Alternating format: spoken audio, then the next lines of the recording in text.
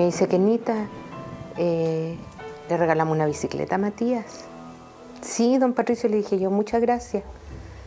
Sí, me dijo, pero ahora hay que pagar la bicicleta.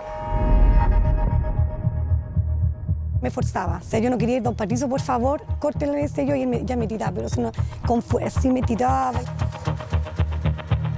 Cuando la gente se pregunta, bueno, ¿y por qué no contó antes? Porque es terrible, porque lo que más siente uno, o sea, es vergüenza, no se lo querís contar a nadie. Ver la posibilidad de conversar con usted respecto de unas acusaciones de abuso sexual y acoso laboral en su contra. Sorprendido intentó eludir nuestra presencia, pero sin perder la calma. Ya les contaremos. Patricio Ales, ex diputado de la República, otrora embajador de Chile en Francia, enfrenta hoy las acusaciones de al menos 7 mujeres, todas ligadas a su entorno más cercano.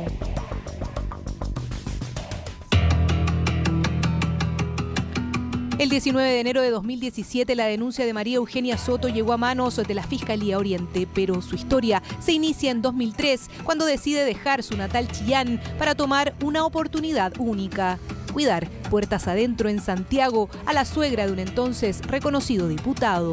Fueron varios días de gestiones para que finalmente accediera a esta entrevista.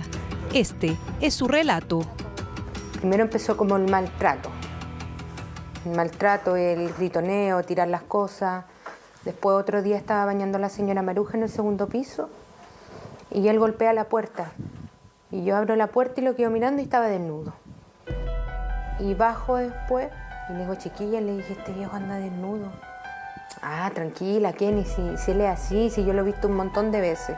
Quien, como solían llamarla en su trabajo, es hoy la principal denunciante en esta querella. No es fácil, asegura, revivir casi 10 años de abusos constantes, los que habrían subido de tono tras la muerte de la suegra de Ales en 2006.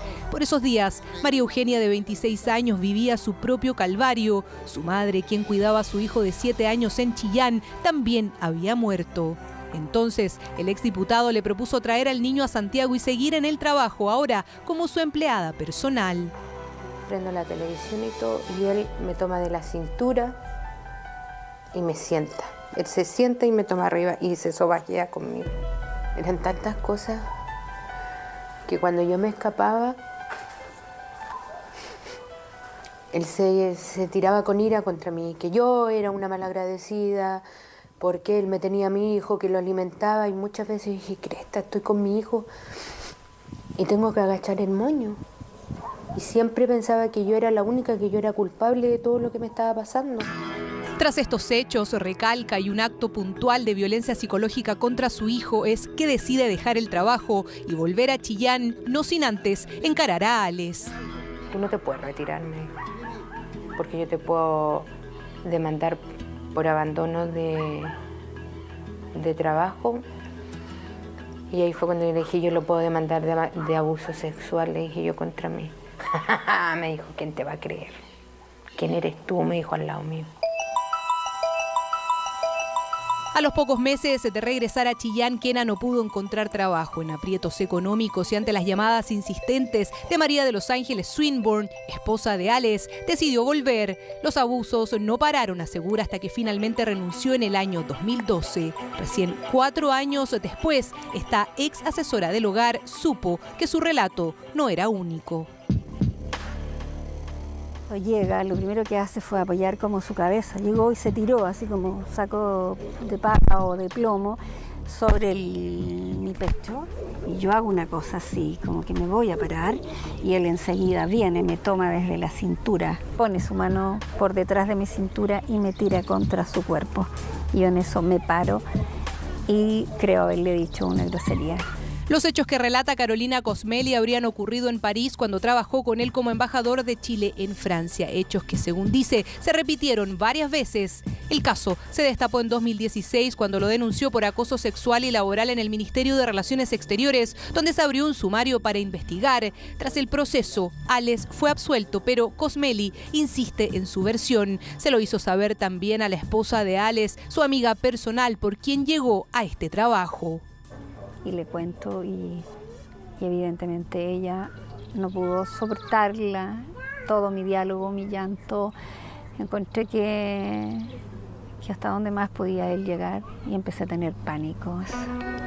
Ese es mi dolor, que no existan María de los Ángeles, que se tengan que quedar ahí sometidas, no sé por qué razón. Porque también hacer un duelo de una amiga increíble.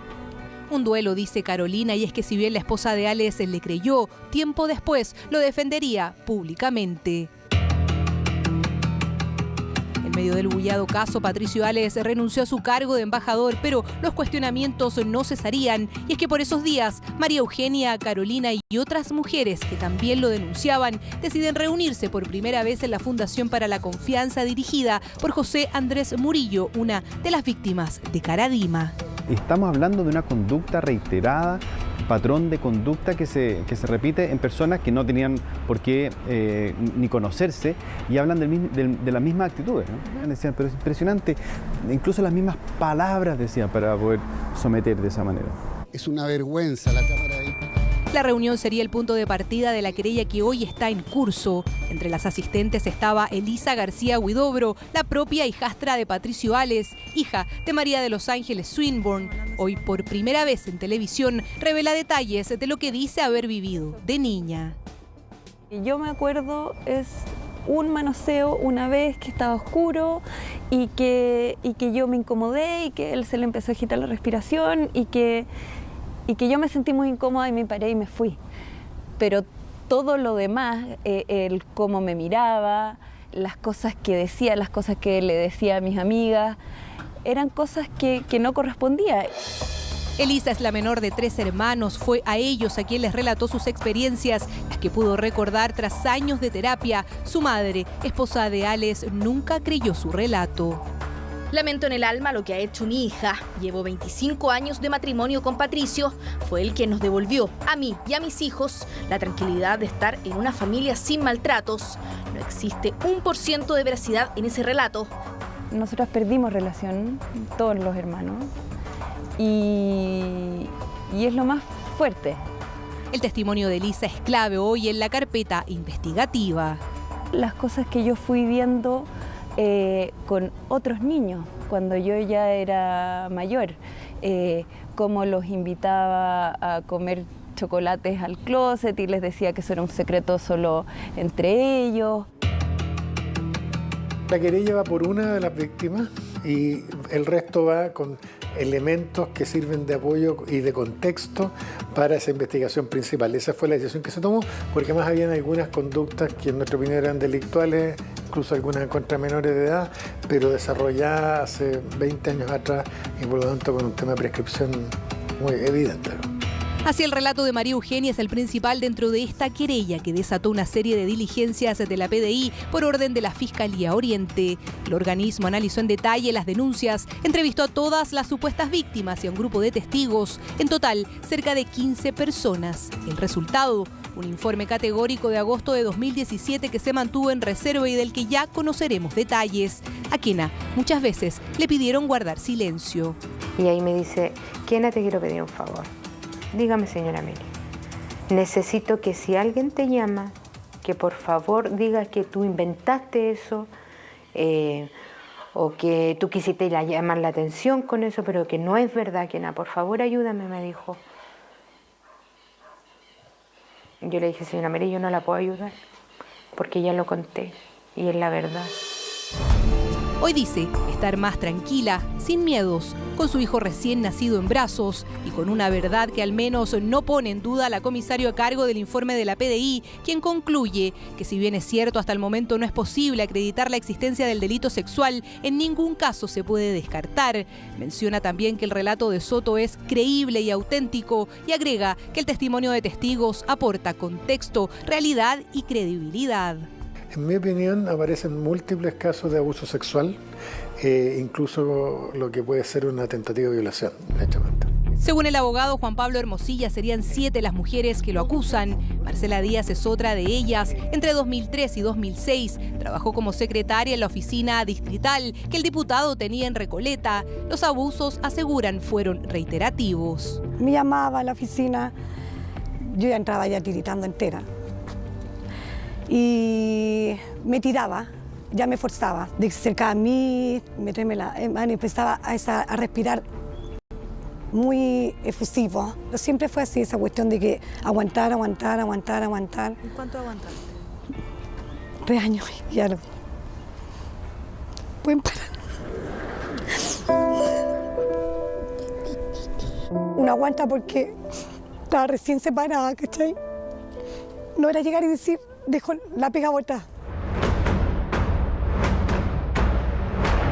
¿Ves la posibilidad de conversar con usted respecto de unas acusaciones de abuso sexual y acoso laboral en su contra? Hablé con mi abogado. ¿Pero podríamos tener una entrevista eventualmente con usted? Mucho más adelante. ¿En cuánto tiempo más? Cuando termine el proceso. Lejos de negar las acusaciones, hoy el exdiputado Patricio Ales prefiere neutralidad en sus palabras. Lo sorprendimos caminando tranquilamente por un concurrido sector de Las Condes. Mi abogado va a establecer el momento. ¿Pero está tranquilo? ¿Cómo está usted con este proceso que se está llevando adelante? Después vamos a conversar. Gracias. Y contactamos a su abogado Hugo Rivera, el mismo que representa al arzobispo Ricardo Esati en la causa de encubrimiento. Vía telefónica desestimó las acusaciones en contra de su defendido y se comprometió a hablar con Chilevisión Noticias. Sin embargo, tras días de insistencia, finalmente no obtuvimos respuesta. En este tipo de investigaciones es relativamente importante establecer ciertos patrones de conducta que sin perjuicio no dicen relación con el hecho principal, establecen que, por ejemplo, la misma persona se comportó de la misma manera hace 20 años o hace 15 años o hace 10 años, manteniendo una misma línea y que refuerza el testimonio de una denunciante principal. Pero eso es lo que hemos estado durante este año, prácticamente este año y medio, recabando testimonio. El fiscal Francisco Lanas es quien ha llevado adelante la investigación. Tras recibir el primer informe de la PDI, dio paso a una segunda etapa en la que tomó declaración en abril pasado a Patricio Ales, quien negó los hechos. Su esposa, chofer y otros testigos a solicitud de la defensa también fueron entrevistados. Los escenarios son diversos. Se puede llegar a establecer que eventualmente los hechos estarían prescritos.